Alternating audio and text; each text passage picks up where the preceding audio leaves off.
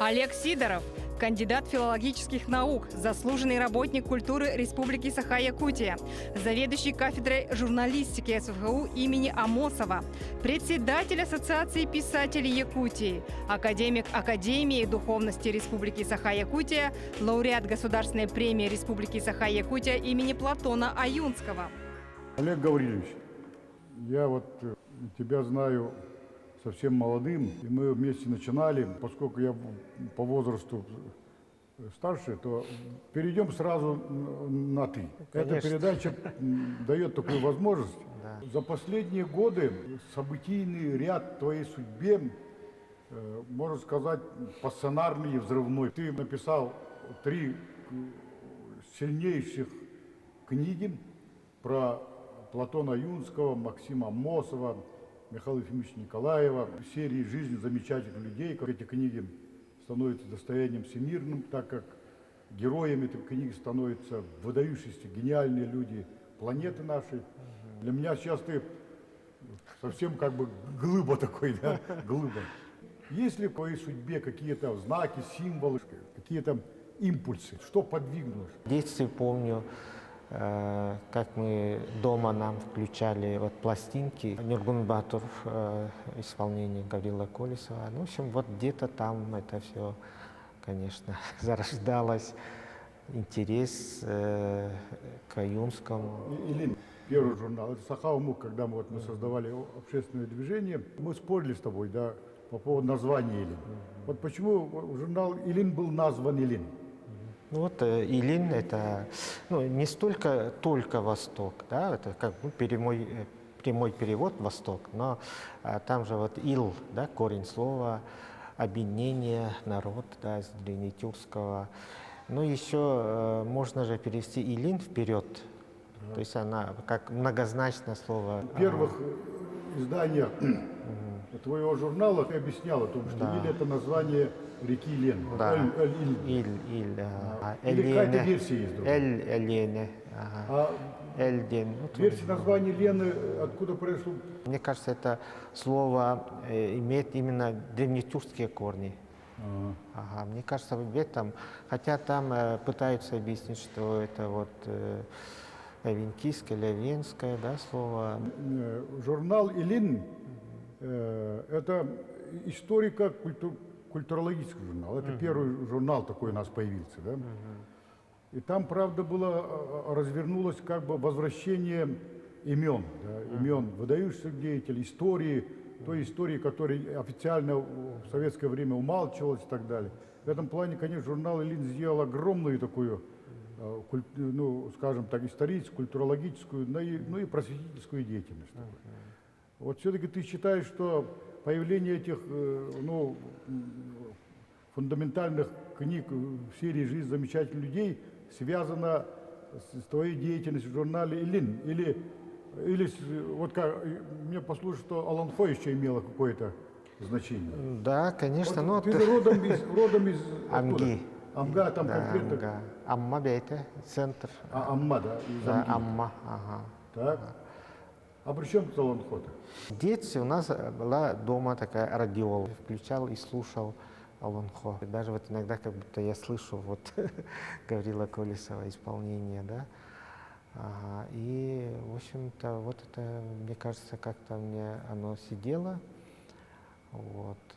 Но потом уже как бы взрослой жизни тоже, когда я работал в редакции в Амгинской районной газете, тоже у меня был очень такой интерес именно к творчеству Аюнского. И «Красный шаман». И даже я тогда начинал, такой, скажем, то ли повесть, то ли, в общем, такой модернистское произведение на якутском языке. И я как раз сделал эпиграфом отрывок из «Красного шамана» Аюнского. Идея была как бы показать современного человека, его переживания, его ожидания какие-то. То есть 90-е годы. Это, если быть точным, это я, наверное, начинал где-то 1986-87 годы. Но я его как бы и не докончил, оно у меня лежит. Я потом, может быть, планирую как-то вернуться. А в школе, вот школа же носит имя, где ты учился, Короленко. Легендарная личность. Воспитывали у нас, учениках, да, как раз такое уважение, да, Короленко. Улица в Амге есть имени его Короленко. Всегда у нас был интерес вот именно к русской литературе, да, через Короленко. Но в то же время вот у нас в начальных классах наша учительница Раиса Васильевна Темизова, она организовывала СХ, вот, когда мы учились на 2-м, на 3-м классах. То, что было вот в раннем детстве, оно остается с тобой. Вот, ну, поступил никуда, не Оксфорд, не МГУ, а в свой родной университет. Да, родной университет, да. Исторический факультет? Нет, филологический. Он назывался историко-филологический факультет тогда. Испытал, может быть, это влияние вот, таких вот лекционных занятий Кларошин, Варшавской, например. Да, да, Варшавская. Да, это вообще очень такие лекции были русской литературы, ну, особенно о творчестве Достоевского. Вот это когда ты учился, Башарин преподавал, да? Но он у нас не преподавал, но он он вообще Башарин был, был да, в это была такая, да, легендарная личность. Да, легендарная личность. Но вы, скорее всего, ну, студенты же были в курсе вот, ну, перипетии, значит, да, потому что, главные идеи Башарина. Так, конечно, да. жил в общежитии со старшекурсниками, с историками, да, ребята. Вот они, для них это был такой авторитет Башарин. Они рассказывали, как вот что-то он с ним поспорили даже, как он с ними общался и так далее. Это мне очень тоже запомнилось. На русском отделении истории Якутии нам читал Игорь Егорович Алексеев. О, знаменитый. Да, мы его да, очень хорошо помним его лекции. Тоже он очень эмоционально это все рассказывал. И это все, конечно, вот создавало такое. Вот я, ну, естественно, я пытаюсь для телезрителей, для себя, хотя я, ну, знаю хорошо тебя, но тем не менее пытаюсь найти истоки, корни, откуда возникали вот эти статьи в журнале «Элин», знаменитые статьи. Это же мы в журнале «Элин» с упоением читали, интеллигенция-то. Вот возвращение имен. Деятели Сахамук, в первую очередь, конечно, влияли, да, на наши публикации. Вот, ну, вы лично, Андрей Савич, конечно, очень много вот Егор Егорович помогал, советовал, да, и Ульяна Алексеевна Винокурова, Егор Петрович Жирков, Владимир Тимофеевич Николаев, он непосредственно Афанасий Васильевич, да, Николай Алексеевич, Харасхал Василий Егорович. Ну, в общем, вот все, кто был вот в центре Сахамук, они же как раз вот нам говорили: вот, Олег, надо вот такой материал есть, вот такая тема интересная. И нам очень помогала библиотека, тоже вот надо обязательно тоже это вспомнить, конечно. Я читал твои рассказы, вот «Древо Тыгына» и так далее, так. Но вот наступает момент работы над книгами. Почему выбраны 3 имени, 3 личности? 3 выдающихся явления нашей истории, культуры. Вот почему они выбрали? Платон Алексеевич Аюнский, это, естественно, выбор был Союза писателей, да, но в то же время есть такое некое, какое-то такое сакральное, что ли, да. Ну, та история, когда мы с вами встретились в Доме правительства. Это оно имело импульс, значение? Да, конечно, мне кажется, потому что это же вот... это тогда казалось тот день, тот час. Ну... Как министр культуры должен был, вот напоминаю, попасть на прием к Данчику. Коридор на стене 4-го этажа, все портреты, кто был председателем правительства, там Платон Аюнский, Максим Амосов, Михаил Ефимович Штуров и так далее, все портреты повешены. И там первым портретом висел портрет Платона Аюнского. Перед тем, как войти в председатель правительства, посмотрел на часы. И там оказалось, что 11 часов 11 минут. Так, я вдруг вспомнил, сегодня какое число-то? И мне говорят, 11-е. А я говорю, какой месяц? 11-е, говорю. И вдруг понимаю, что сегодня 11 число, 11 месяц, это день рождения Платона Юнского, 11 ноября, так, да. Я обычно всегда над портретом ну, обязательно гвоздику всегда. Гвоздику всегда. И вдруг, я же забыл, потом спрашиваю, сегодня какой год-то, спрашиваю, уже ужасаясь в своей догадке, и вдруг выясняю, что сегодня 11-й год, 11-й месяц, 11 число, 11 часов, 11 минут. 5 раз 11. И тогда я вызываю помощника, говорю, давай, Святый, и тут же вспоминаю про тебя тогда. Вспоминаю про тебя предварительно, что-то мы говорили о знаках, символах. И говорю, вот Олегу Сидорову сказать. Поворачиваюсь, и на 4-м этаже идет, значит, в сторону кабинета Олег Сидоров. Вот ты напоминаешь это. Да. И вот это дало импульс такой, да? Конечно, потому что, ну, я думаю, это неспроста как-то так получилось, сошлись, да, и время, и то, что мы тогда вот встретились. Ну, конечно, я тогда вообще об этом не думал, что я буду писать Да, книгу или конечно, я что-то. тоже Да. не мог думать. Ага.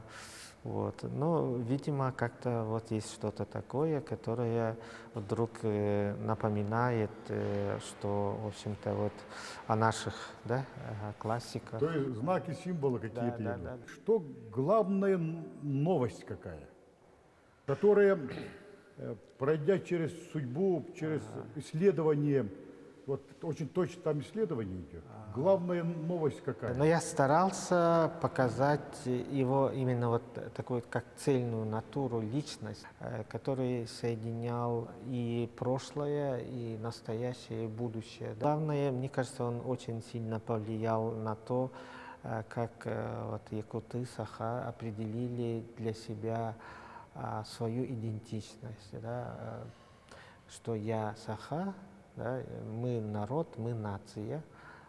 Это очень важная, мне кажется, мысль, ну, или чувство, да, в людях. Он хотел это вложить, чтобы народ гордился своим званием, потому что это очень сложные же времена, да, так совпало это все. И он воспользовался вот как раз этим моментом, он не упустил то, что пришло время. Он все-таки, ну, понятно, Барахов, там момент такой революции, момент выбора, трагический иногда выбора такого, да. Барахов и Максим Амосов, они решают его сделать председатель после знаменитого переворота, так, да, делают председатель правительства, а потом через год, да, через год он уже перестает быть председателем правительства. Это что? Это его как бы ушли, или он сам ушел, или что? Вот почему так? Он Платон Юнский, он известный человек, его народ уважает, он революционер и так далее. Так. Что там произошло? Ну, мне кажется, там он должен был заняться именно вот, развитием культуры и науки. Мне кажется, он уже к этому времени для себя решил, что он должен переключиться вот именно на это. А так основа уже создана. Есть и правительство, основа государственности, есть соратники, которые могут это продолжить. Да? То есть это его сознательный да, выбор, да? Мне так кажется. Во всяком случае, он очень часто ездил и в Москву, по Сибири, он общался с разными людьми, да, с интеллигенцией, с руководством там, партийным, да, тогда. И мне кажется, он понимал, чтобы народ развивался, чтобы республика вот, как бы свой статус подтвердила как автономный, да, эти права, эти свободы, которые давал этот статус, нужно развивать именно культуру и науку, что это вот база в этом для дальнейшего развития. Мне кажется, это был его осознанный шаг и со стороны, и очень хорошо, что это соратники это понимали. Во многих фотографиях он напряженный, как бы очень трагический взгляд, а здесь какой-то очень светлый, видящий будущее взгляд такой. И здесь, значит, прочитав эту книгу, я выявил 3 главных завещания. Я завещал Оланхом, завещал, значит, Керехим, Кеннивер, Каларым, Керекатылларым, это язык, значит, слово завещал так, да. И завещал это государство, страну. республику. Так. Находясь в Омске, да, это конец 1917 декабрь, да, и он в письме Максиму Кировичу об этом же и пишет, что это вот наша задача в этом. И он видел именно государственный статус вот, автономной республики, именно вот шаг к тому, чтобы поднять именно культуру, науку, и что наша главная ценность вообще как народа, как нации именно в этом, да, в нашем Олонхо. Он же там и назвал, что, да, как это наше Евангелие, наша история устная в Олонхо все. Ага, и в этом вот его было как бы это прозрение такое, вот для, ну, относительно тогда он молодой совершенно человек, в 17 году. И вот потом он постепенно как бы реализовывал вот эти свои видения. Я вглядываюсь в фотографию, последнюю фотографию уже на стенках НКВД, и в этом взгляде, в этом таком трагическом таком ощущении вот происходящего вот в этой фотографии, да, то здесь, значит, совсем вот другой человек, чем здесь. Конечно. Так, и вот, ну, исторически известно, что он умер в больнице, да?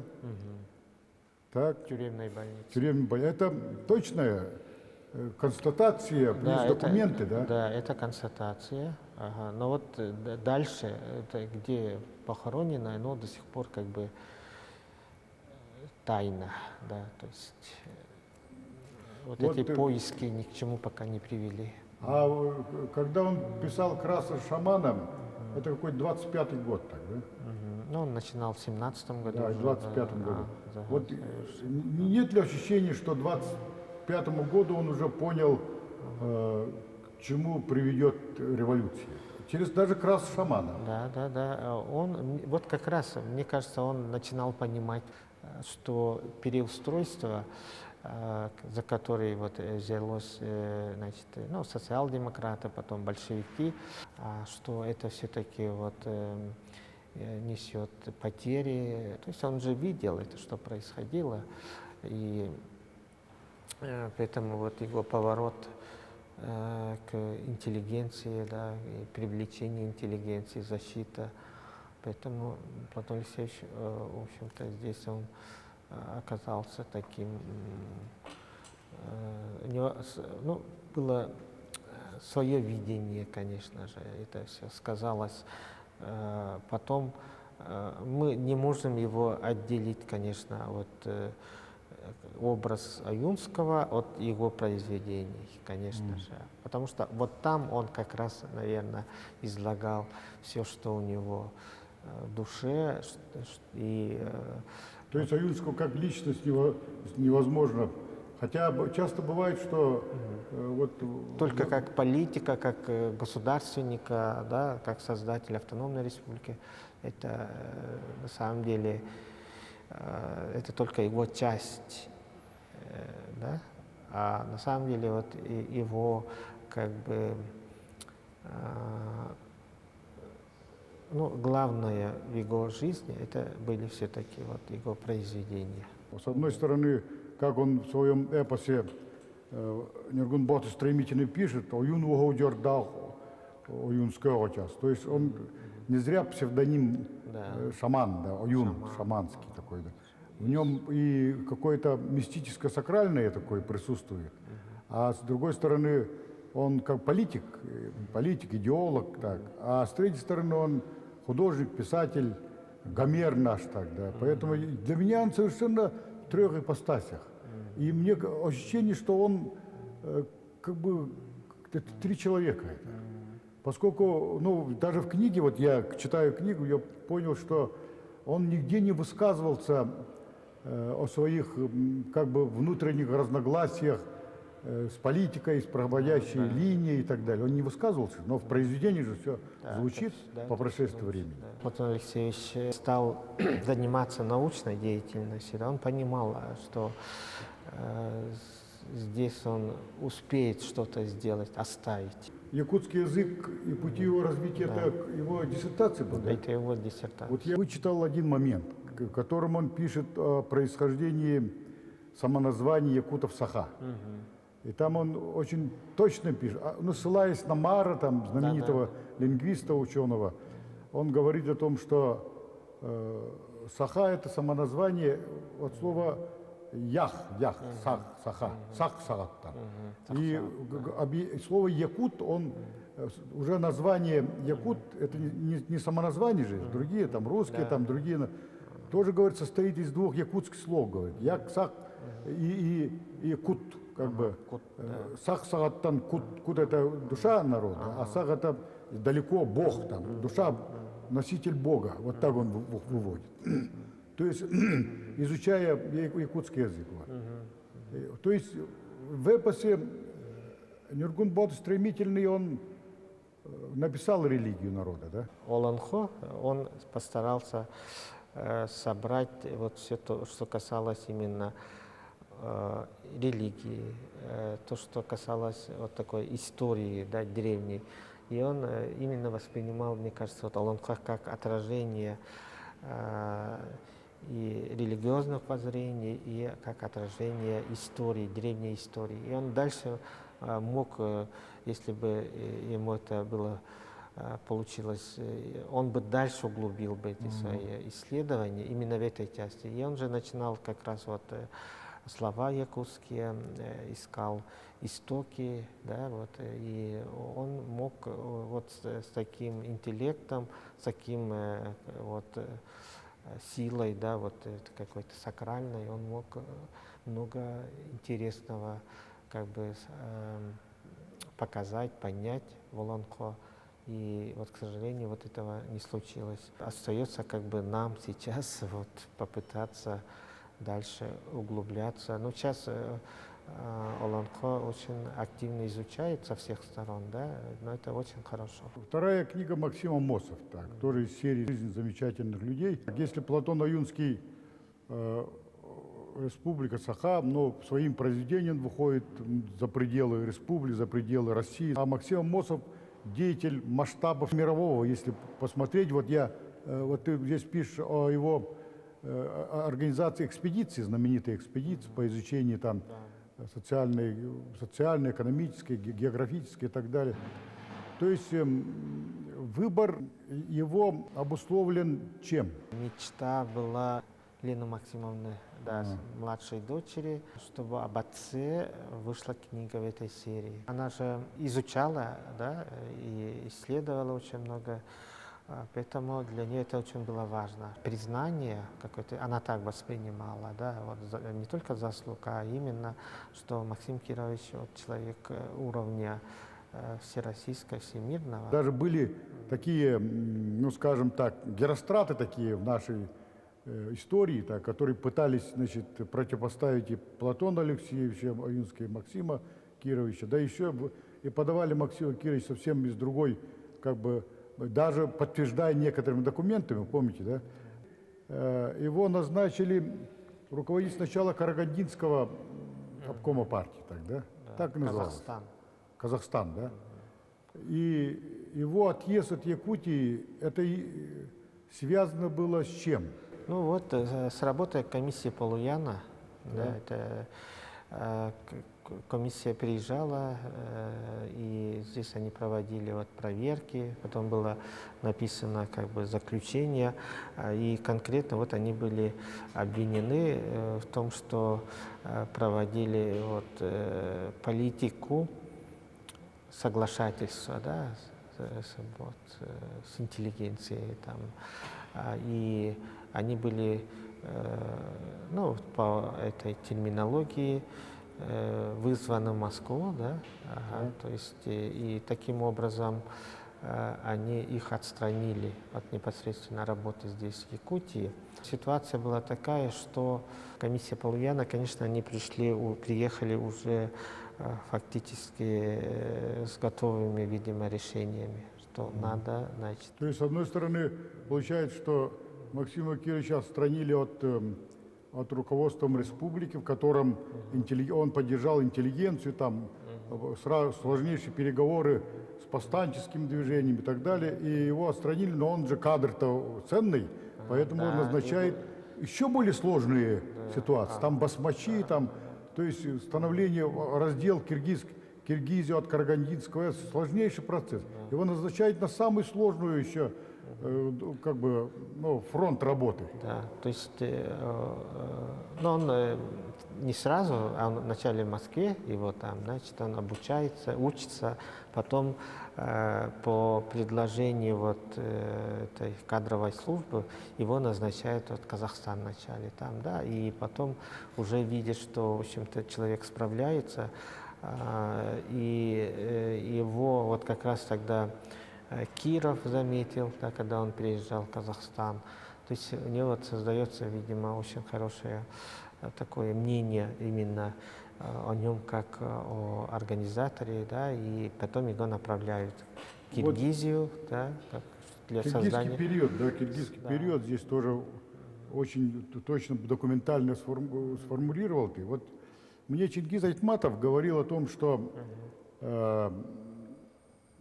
ну, он прямо не говорил, что это его мнение было, но он как бы говорил о том, что вот, мол, его обвиняли, Максима Кировича Аммосова обвиняли интеллигенция в том, что он, значит, проводя такую очень, в некотором смысле, противостояние, находясь в противостоянии политики НКВД того времени, и он, значит, как бы способствовал тому, чтобы очень много интеллигенции и руководящие и попали под это колесо такое. Да, они воспринимали его вот как человека, который был направлен из Москвы, чтобы проводить вот репрессии, да.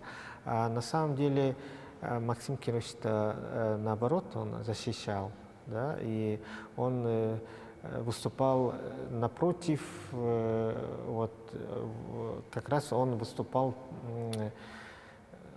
оппонентом НКВД, да, в этих делах. Он защищал киргизских деятелей, но мнение, вот оно в советское время было, видимо, оставалось такое, но с другой стороны есть же свидетельство, что очень многие его ценили, те, кто был знаком более, видимо, подробно вот с его деятельностью.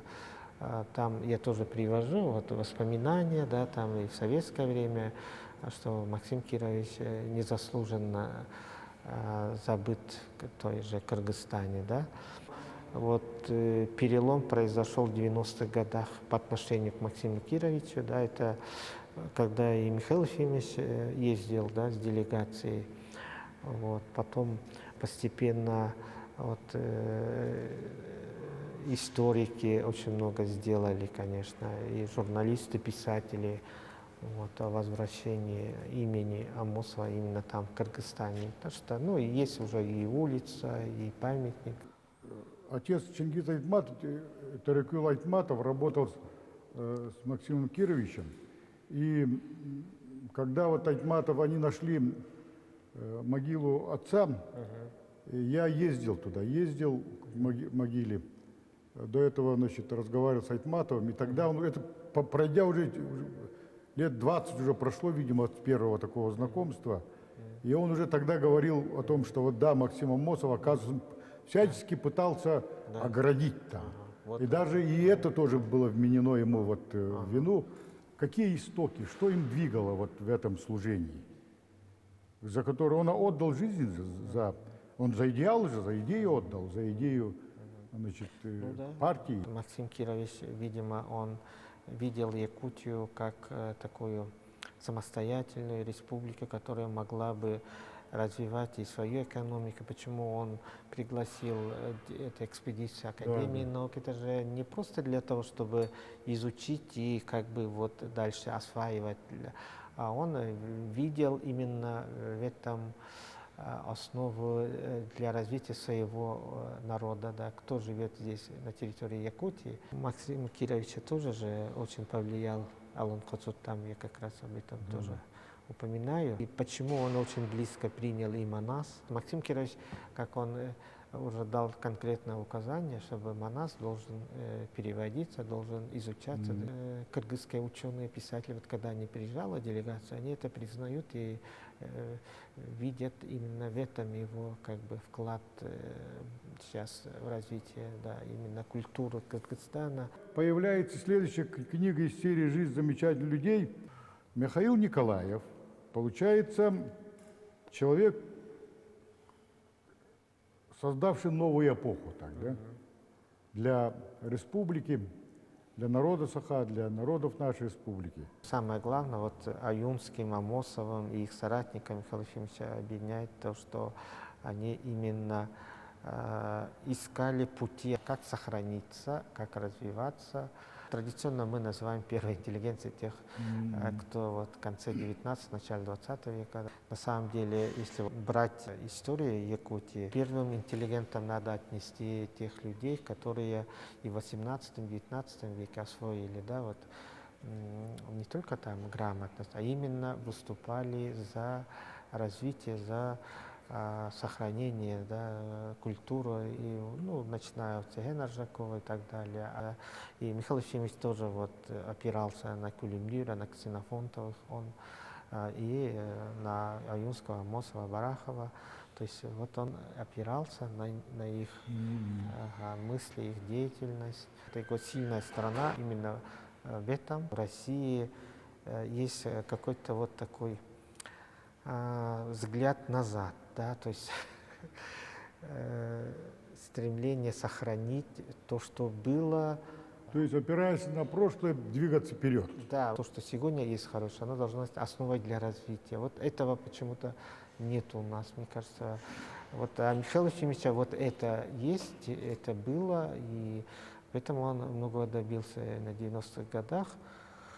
Вот, и дал людям вот как бы надежду, что есть будущее. Мы были в Швейцарии, и он, значит, в каком-то из заводов, где вот делали окна такие, окна, ну, сегодня же эти пластиковые окна такие, которые... И он, значит, я запомнил на всю жизнь. Я стоял с той стороны, стояло окно такое, и он, значит, подошел к окну, открыл, пластиковое окно было, открыл, так, и потом очень внимательно начали изучать, как оно построено, чтобы плотно закрывалось там, чтобы у нас же холода, там 3 стекла там, да, открыл так, а потом, а я стоял впереди, и он открывает и поверх меня посмотрел куда-то наверх. Я подумал, открыл окно в Европу. Ну, знаменитое прорубил окно в Европу Петра I, он окно в Европу, цивилизацию вот открыл. И для меня этот образ очень сохранился. И потом я узнал о том, что он читает Джавахарлала Неру. Книга называется «Открытие Индии». Да. То есть открытие Якутии всему миру и так. Появление таких личностей, как Платон Аюнский, Максим Амосов, Михаил Николаев тогда, оно историей обусловлено. Да? Ну, как да, так? Мог же появиться другой лидер, другой человек. Но что там в истории вот происходит, когда вот, особенно в истории нашей Якутии? А мне кажется, ну, это говорит о том, что вот насколько народ силен, да, именно во всех отношениях, чисто, ну, в таком, как человеческий ресурс, да, это очень сильный. Вот хотя вот какие прошли, да, сложные времена, весь 20 век, ну и 19 век очень сложно было, но вот именно как раз народ же их воспитал, народ поднял вот таких личностей, сохранил, да, каких-то.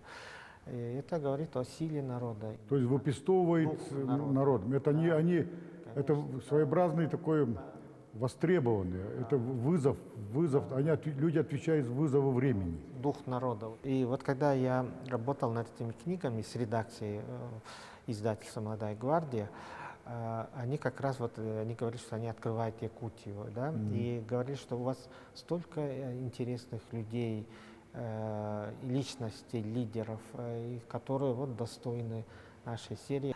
Первыми вот называли Кулюмнюре называли Ксенофонтова, Гаврил Васильевич, что вот они достойны именно этой серии. Восприняли как миссию такую, да, Молодая гвардия, что Якутии надо открывать через их личности. То есть, что в журналистике самое главное? Журналистика несет правду, да, это все-таки...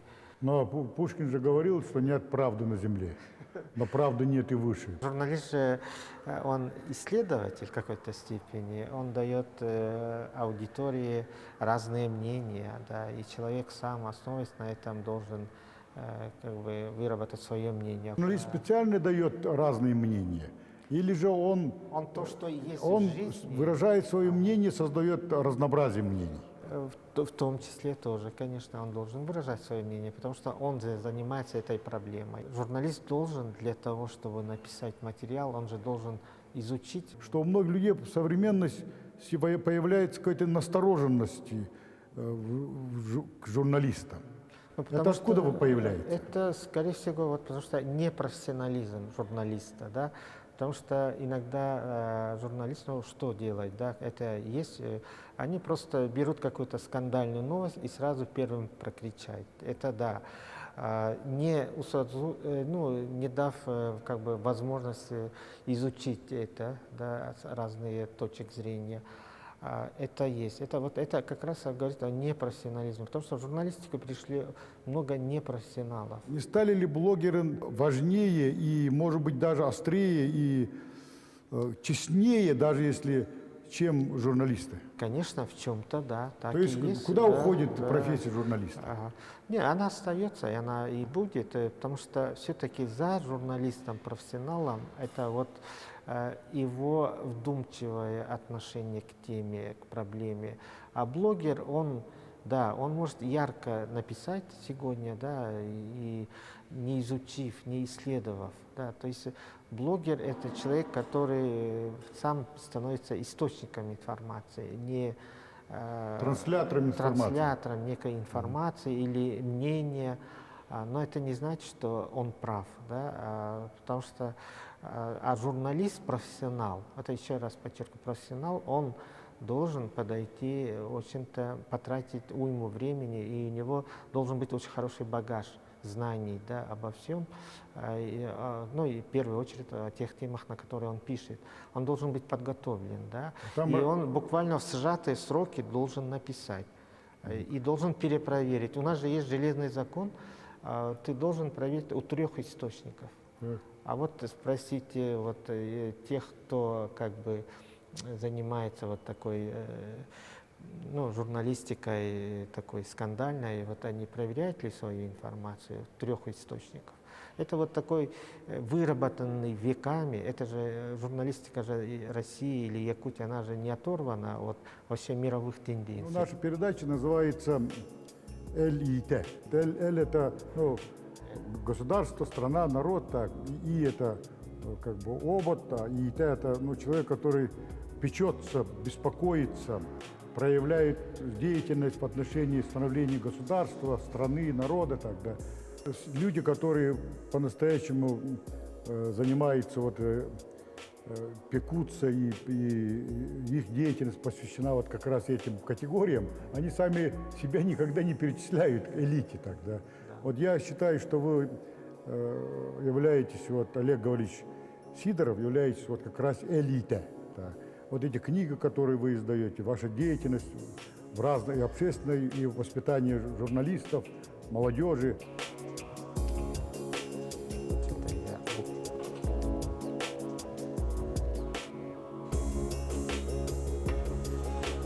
Тоже хочу подарить свою книгу «Путь Республики Саха».